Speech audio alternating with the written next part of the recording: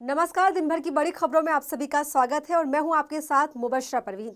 तो बुलेटिन में आज बात होगी गृह मंत्री अमित शाह के बयान पर घिरी बीजेपी पर विपक्ष के हमलों की, मोदी सरकार के खिलाफ किसानों की नई रणनीति की, देखेंगे महाराष्ट्र में बागियों के तेवर से एनडीए में मचे महासंकट को, संसद में बवाल के बीच पीएम मोदी और शरद पवार की मुलाकात को, और बुलेटिन के आखिर में जानेंगे दिल्ली में चुनाव से पहले केजरीवाल की घोषणा ने कैसे बढ़ाया दिल्ली में चुनावी पारा।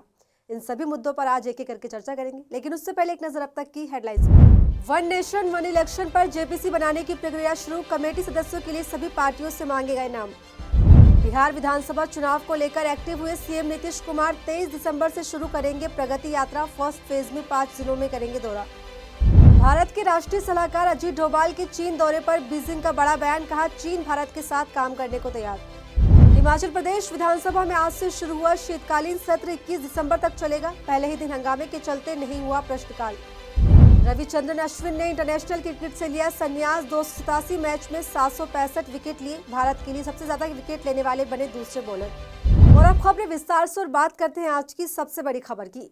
संसद में संविधान पर चर्चा के दौरान गृह मंत्री अमित शाह ने संविधान के निर्माता डॉक्टर BR अम्बेडकर की विरासत पर भाषण देते हुए उनके लिए अपमानजनक शब्दों का इस्तेमाल किया, जिसके बाद अमित शाह के इस बयान पर संसद से सड़क तक बवाल मच गया है। विपक्ष बीजेपी पर हमलावर हो गई। पूरी खबर क्या है, देखिए इस रिपोर्ट में। संसद के शीतकालीन सत्र का आज बुधवार को 18वां दिन है। लोकसभा और राज्यसभा दोनों सदनों में डॉक्टर BR अम्बेडकर को अपमान करने को लेकर हंगामा मचा हुआ है। अमित शाह के बयान के विरोध में विपक्षी सांसदों ने सदन में जय भीम के नारे लगाए और केंद्रीय मंत्री अमित शाह के खिलाफ जमकर विरोध प्रदर्शन किया। हंगामा बढ़ जाने के बाद दोनों सदनों की कार्यवाही दोपहर 2 बजे तक के लिए स्थगित कर दी गई। कांग्रेस और अन्य विपक्ष के सांसदों का आरोप है कि गृह मंत्री अमित शाह ने बाबा साहब का अपमान किया है। बता दें, एक दिन पहले यानी 17 दिसंबर को राज्यसभा में गृह मंत्री अमित शाह ने संविधान पर चर्चा की। इस दौरान उन्होंने कहा कि आजकल अम्बेडकर का नाम लेना एक फैशन बन गया है। मान्यवर, अभी एक फैशन होगा है अम्बेडकर अम्बेडकर अम्बेडकर अम्बेडकर अम्बेडकर अम्बेडकर। इतना नाम अगर भगवान का लेते तो 7 जन्मों तक स्वर्ग मिल जाता। अच्छी बात है ना, सुनिए तो। गृह मंत्री के बयान के खिलाफ कांग्रेस सांसदों ने संसद के गेट पर प्रदर्शन किया। उधर केंद्रीय मंत्री अर्जुन राम मेघवाल ने लोकसभा में कहा कि कांग्रेस का अपमान करने का इतिहास रहा है, आज ये ढोंग कर रहे हैं। वहीं इस पूरे मामले पर लोकसभा में नेता प्रतिपक्ष राहुल गांधी ने भी गृह मंत्री अमित शाह पर हमला बोला। मनुस्मृति को मानने वालों को अम्बेडकर जी से तकलीफ बेशक होगी। कांग्रेस अध्यक्ष मल्लिकार्जुन खड़गे ने कहा, गृह मंत्री अमित शाह ने जो आज भरे सदन में बाबा साहब का अपमान किया, उससे ये फिर एक बार सिद्ध हो गया कि बीजेपी RSS तिरंगे के खिलाफ थे। उनके पुरखों ने अशोक चक्र का विरोध किया। संघ परिवार के लोग पहले दिन से भारत के संविधान के बजाय मनुस्मृति को लागू करना चाहते थे। बाबा साहब डॉक्टर अम्बेडकर जी ने ये नहीं होने दिया, इसलिए उनके प्रति इतनी घृणा है। वहीं तो बाबा साहब का अपमान शाह ने किया है, वो गलत है, इसीलिए वो आई demand his resignation. BR Ambedkar के अपमान पर कांग्रेस नेता सुप्रिया श्रीनेत ने भी बीजेपी पर हमला बोला। उन्होंने कहा, राहुल जी ने निरंतर वो काम किया जिससे भाजपा का सच बाहर आ गया। राहुल जी ने अमित शाह को वो बोलने पर मजबूर कर दिया जो संघ की विचारधारा है। ऐसे में बाबा साहब अम्बेडकर पर बयान देकर बीजेपी बुरी तरह से घिर गई है, जिस पर संसद से सड़क तक जमकर बवाल देखने को मिल रहा है। BR अम्बेडकर पर विपक्ष ने बीजेपी की घेराबंदी कर ली है, तो वहीं अपनी मांगों पर अड़े किसानों ने भी बीजेपी को चारों तरफ से घेरने की तैयारी कर ली है। शंभू बॉर्डर पर पिछले 10 महीनों से बैठे किसानों ने रेल रोको आंदोलन की भी शुरुआत की। इतना ही नहीं, मोदी सरकार को चुनौती देते हुए किसानों ने सुप्रीम कोर्ट की कमेटी से बातचीत का ऑफर भी ठुकरा दिया है। तो पूरी खबर क्या है, देखिए इस रिपोर्ट में। किसानों ने अपनी मांगों को लेकर मोदी सरकार के खिलाफ आंदोलन को तेज कर दिया है। इसी कड़ी में किसानों ने पंजाब में रेल रोको आंदोलन की शुरुआत की। KMM और SKM जैसे संगठनों ने MSP पर कानूनी गारंटी की मांग को लेकर 3 घंटे तक रेल पटरियों पर धरना दिया। वहीं प्रदर्शन कर रहे किसान नेताओं ने मोदी सरकार को दो टूक जवाब देते हुए कह दिया है कि ये आंदोलन पहले के आंदोलन से भी बड़ा होगा और तेज भी होगा। बुधवार 18 दिसंबर को किसान 12 बजे रेलवे ट्रैक पर उतर आए। प्रदर्शन करते हुए किसानों ने आने जाने वाली सभी ट्रेनों को रोक दिया, जिसके बाद पंजाब के कई इलाकों में ट्रेन संचालन बुरी तरह से प्रभावित हुआ। वहीं किसान संगठनों ने सुप्रीम कोर्ट की ओर से बनाई गई कमेटी से बातचीत करने का ऑफर भी ठुकरा दिया है। किसान नेता सरवन सिंह पंधेर ने मोदी सरकार को चेतावनी देते हुए कह दिया है कि वो सिर्फ मोदी सरकार के नुमाइंदों से ही बात करेंगे। कल खनौरी बार्डर तो जिहड़ा दोवां फोरमां ने ऐलान किया, जिहड़े डल्लेवाल साहब के दस्तकां हेठ होया भी जिहड़ी कमेटी सुप्रीम कोर्ट ने बनाई सीगी, क्योंकि वो पहलों जिहड़ी ਹਾਈ ਕੋਰਟ ਦੇ ਵਿੱਚ ਪੀਐਲ ਡਾਲੀ ਗਈ ਉਹਦੇ ਵਿੱਚ ਪਾਈ ਸੀ। ਉਹਨਾਂ ਕਿਹਾ ਸੀ ਵੀ ਹਾਈ ਕੋਰਟ ਨੇ ਕਿਹਾ ਸੀ ਸਾਰੇ ਬਾਰਡਰਾਂ ਦੇ ਰਾਹ ਖੋਲ ਦਿਓ। ਬਾਅਦ ਚ ਵਿੱਚ ਹਾਈ ਕੋਰਟ ਦੇ ਵਿੱਚ ਹਰਿਆਣਾ ਸਰਕਾਰ ਨੇ ਚੈਲੰਜ ਕਰ ਦਿੱਤਾ। 2 ਵਾਰੀ ਸਾਡੀ ਪ੍ਰਸ਼ਾਸਨ ਨਾਲ ਗੱਲਬਾਤ ਹੋਈ ਸੀ ਬਾਰਡਰ ਖੋਲੋ। ਉਸ ਤੋਂ ਬਾਅਦ ਖੇਤੀ ਮਾਹਰਾਂ ਦੀ ਜਸਟਿਸ नवाब ਹੋਰ ਕੁਝ ਸਾਬਕਾ ਜੈਸੇ ਉਹਨਾਂ ਦੀ एक कमेटी बनी सी। बता दें इससे पहले भी संयुक्त किसान मोर्चा, गैर राजनीतिक और किसान मजदूर मोर्चा ने कमेटी के अध्यक्ष पंजाब और हरियाणा हाईकोर्ट के पूर्व जस्टिस नवाब सिंह को इसके बारे में चिट्ठी लिखी थी और अपनी मांगों को सामने रखा था। इस चिट्ठी में किसान संगठनों ने लिखा कि वो सिर्फ केंद्र सरकार से बात करेंगे क्योंकि वो मानते हैं कि इस तरह की कमेटियां सिर्फ औपचारिकताओं के लिए होती है। इसी के साथ शंभू बॉर्डर खोलने की मांग पर सुप्रीम कोर्ट में भी सुनवाई होनी है। वहीं जगजीत सिंह डल्लेवाल के आमरण अनशन पर बैठे 22 दिन पूरे हो चुके हैं। किसान आंदोलन के चलते माहौल तनावपूर्ण बना हुआ है।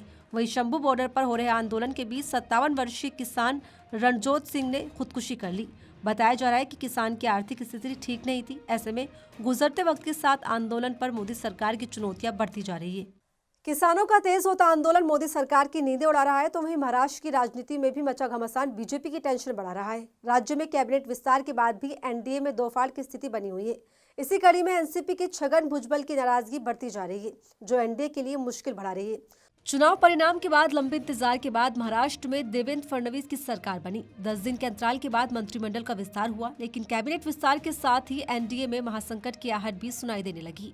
एनडीए के तीनों दल बीजेपी, शिवसेना और एनसीपी में गम, गुस्सा और बगावत देखने को मिल रहा है। ऐसे में राज्य में फडणवीस की सरकार पर संकट के बादल मंडरा रहे हैं। इस बीच एनसीपी के छगन भुजबल इन दिनों सुर्खियों में। वजह है मंत्री पद नहीं मिलने के बाद उनका खुलकर पार्टी के खिलाफ बगावत करना। मंत्री पद नहीं मिलने से नाराज छगन भुजबल अपने वरिष्ठ नेताओं के खिलाफ खुलकर बयानबाजी कर रहे हैं। देखिए, उनका इंटरनल बात है। छगन भुजबल साहब एक बहुत बड़े नेता है, बहुत बड़े लीडर है, ओबीसी के बड़े लीडर है, महाराष्ट्र के बड़े लीडर है। उनके साथ इंसाफ होना चाहिए। कहा तो ये भी जा रहा है कि भुजबल जल्द कोई बड़ा फैसला कर सकते हैं। हालांकि पार्टी से नाराज भुजबल के कार्यकर्ता नासिक और बारामती में विरोध प्रदर्शन भी कर चुके हैं। इस दौरान अजित पवार को टारगेट करते हुए छगन भुजबल ने बड़ा बयान दिया, जिसने अजित पवार की टेंशन बढ़ा दी है। मीडिया से बातचीत करते हुए छगन भुजबल ने कहा, क्या मैं आपके हाथ का खिलौना हूँ? क्या आपको लगता है कि जब आप कहेंगे कि खड़ा हो जाऊं तो खड़ा हो जाऊंगा और आप कहेंगे कि बैठ जाऊं तो बैठ जाऊंगा? मुझे जानना है कि जब मुख्यमंत्री देवेंद्र फडणवीस मुझे मंत्रिमंडल में शामिल करने के लिए तैयार थे तो किसके कहने पर मेरा नाम हटाया गया? अब ऐसे में बड़ा सवाल है कि एनसीपी के लिए भुजबल इतने जरूरी क्यों हैं? इनको राज्यसभा भेजने का प्रस्ताव भी देना पड़ा। हालांकि भुजबल ने उस प्रस्ताव को ठुकरा दिया। दरअसल छगन भुजबल महाराष्ट्र के बड़े ओबीसी नेता हैं। महाराष्ट्र में शायद ही कोई ऐसा शख्स होगा जिसने छगन भुजबल का नाम नहीं सुना होगा। सामाजिक मुद्दा हो, किसानों के हक की बात हो या फिर आरक्षण का मुद्दा हो, छगन भुजबल अपने बयानों से हमेशा सुर्खियों में रहते हैं। छगन भुजबल ने मराठा आरक्षण आंदोलनकारी मनोज जरांगे पाटिल की मांगों को खुलकर विरोध किया था। भुजबल मराठा समाज को कुणबी प्रमाण पत्र देकर ओबीसी कोटे से आरक्षण देने के खिलाफ थे। भुजबल ने इसके खिलाफ ओबीसी समाज का आंदोलन भी खड़ा किया। भुजबल को अंदेशा है कि मनोज जरांगे के दबाव में उनको मंत्री पद नहीं दिया गया। हालांकि एक बार फिर महाराष्ट्र में मराठा आंदोलन की शुरुआत होने वाली है। मनोज जरांगे ने खुद घोषणा की है कि अन्य पिछड़ा वर्ग के तहत नौकरी और शिक्षा में आरक्षण सहित मराठा समुदाय की मांगों को लेकर दबाव बनाने के लिए 25 जनवरी 2025 को अनिश्चितकालीन अनशन शुरू करेंगे। ऐसे में माना जा रहा है कि महाराष्ट्र की सियासत में बड़े भूचाल की आहट से एनडीए में डर का माहौल है। यही वजह है कि बागियों को मनाने के लिए एनडीए के नेता लगे हुए हैं। महाराष्ट्र में मचे सियासी घमासान के बीच एनसीपी नेता शरद पवार ने संसद भवन में प्रधानमंत्री मोदी से मुलाकात की, जिससे महाराष्ट्र की राजनीति गर्मा गई है। आपको बता दें कि मुलाकात ऐसे समय में हुई है जब कांग्रेस अडानी, संभल और बड़ीपुर मुद्दे पर बीजेपी के खिलाफ प्रदर्शन कर रही है। ऐसे में इस मुलाकात के कई मायने निकाले जा रहे हैं। तो कैसे दो दिग्गजों की मुलाकात ने महाराष्ट्र से दिल्ली तक बढ़ाई हलचल, देखिए इस रिपोर्ट में। दिल्ली में दो नेताओं की मुलाकात से महाराष्ट्र की राजनीति अचानक गर्म हो गई है। दिल्ली से महाराष्ट्र तक इस मुलाकात ने कई सवाल खड़े कर दिए। दरअसल एनसीपी एसपी के प्रमुख शरद पवार ने बुधवार 18 दिसंबर को संसद भवन में पीएम मोदी से मुलाकात की। महाराष्ट्र विधानसभा चुनाव के बाद दोनों नेताओं की पहली मुलाकात थी। देवेंद्र फडणवीस के शपथ ग्रहण में पीएम मोदी आए थे, मगर शरद पवार नहीं पहुंचे थे। इस मुलाकात को लेकर राजनीतिक गलियारों में शोर तेज हो गया है। कहा जा रहा है कि महाराष्ट्र में मौजूदा स्थिति को देखते हुए ये मुलाकात काफी कुछ संशय बना रही है। हालांकि मुलाकात के बाद शरद पवार ने बताया कि उन्होंने किसानों के मुद्दे पर प्रधानमंत्री मोदी से बातचीत की। आपकी मुलाकात प्रधानमंत्री से हुई है, किस विषय पे बात हुई सर? किस विषय पे बात हुई है शरद सर? जो किसानों की उनसे मुलाकात कर रही थी, जिन्होंने बागवानी के क्षेत्र में अच्छा काम किया था, वो उनको दिखाना था। बाकी कुछ बात हुई थी। सर कोई महाराष्ट्र को लेकर कोई बात हुई सर? कोई चर्चा सर? कोई भी चर्चा? बता दें कि दोनों नेता उस समय पर मिले जब कांग्रेस संसद में अडानी मुद्दे पर प्रदर्शन कर रही है। बुधवार को भी जब शरद पवार संसद भवन पहुंचे तब कांग्रेस के नेता बाबा साहब भीमराव अंबेडकर के कथित अपमान के विरोध में प्रदर्शन कर रहे थे। बताते चले, महाराष्ट्र विधानसभा चुनाव में शरद पवार की पार्टी एनसीपी एसपी को सिर्फ 10 और उद्धव सेना को 20 सीटें मिली थी, जिसके बाद से महाराष्ट्र में राजनीतिक घमासान मचा हुआ है। शरद पवार महाराष्ट्र की राजनीति में चाणक्य माने जाते हैं।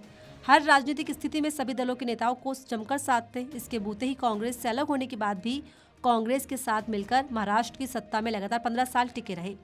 वहीं मंत्रियों की शपथ के बाद भी मंत्रिमंडल का बंटवारा भी अटका हुआ है। ऐसे में महाराष्ट्र में बदले समीकरण, शिवसेना नेताओं की बयानबाजी और एनसीपी में बगावत के चलते ये मुलाकात महत्वपूर्ण मानी जा रही है। अगले साल दिल्ली में होने वाले चुनाव को लेकर राजनीतिक सरगर्मियां तेज होती जा रही है। सभी राजनीतिक पार्टियां जनता को साधने में लगी हुई। इसी कड़ी में आप ने चुनाव से पहले दिल्ली के बुजुर्गों को साधने की रणनीति बनाते हुए बीजेपी के खिलाफ बड़ा दांव चल दिया है। तो क्या है पूरी खबर, देखिए इस रिपोर्ट में। आम आदमी पार्टी के संयोजक अरविंद केजरीवाल ने दिल्ली में होने वाले चुनाव से पहले तीसरी बड़ी घोषणा कर दी है। लगातार चौथी बार दिल्ली की सत्ता में काबिज होने के लिए अरविंद केजरीवाल ने चुनावी दांव चलते हुए दिल्ली के बुजुर्गों के लिए संजीवनी योजना का ऐलान कर दिया है, जिसमें कहा गया है कि 60 साल से ऊपर के बुजुर्गों का मुफ्त इलाज होगा। तो आज दिल्ली के बुजुर्गों के लिए मैं संजीवनी योजना का ऐलान करने जा रहा हूं कि 60 साल से ऊपर के हमारे जितने बुजुर्ग हैं उन बुजुर्गों का पूरा इलाज फ्री करवाया जाएगा। इसकी चुनाव के बाद हम योजना लेके आएंगे, योजना पारित करेंगे। वो चाहे सरकारी अस्पताल में इलाज कराना चाहें, चाहे प्राइवेट अस्पताल में इलाज कराना चाहें, उनका पूरा इलाज फ्री कराया जाएगा। बता दें, इससे पहले भी आप संयोजक अरविंद केजरीवाल कई घोषणाएं कर चुके हैं, जिनमें बुजुर्गों के लिए 2500 रुपए पेंशन, ऑटो वालों के लिए 5 लाख तक का बीमा और महिलाओं के लिए 1000 रुपए महीना जैसी बड़ी योजनाएं शामिल है। सत्ता विरोधी लहर से बचने के लिए आम आदमी पार्टी एक के बाद एक नई घोषणाएं कर रही है। ऐसे में दिल्ली में गिरते तापमान के बीच सियासी पारा चढ़ता ही जा रहा है। राजनीतिक गलियारों में चर्चा है कि इस बार आम आदमी पार्टी के लिए चुनावी रण आसान नहीं होने वाला है।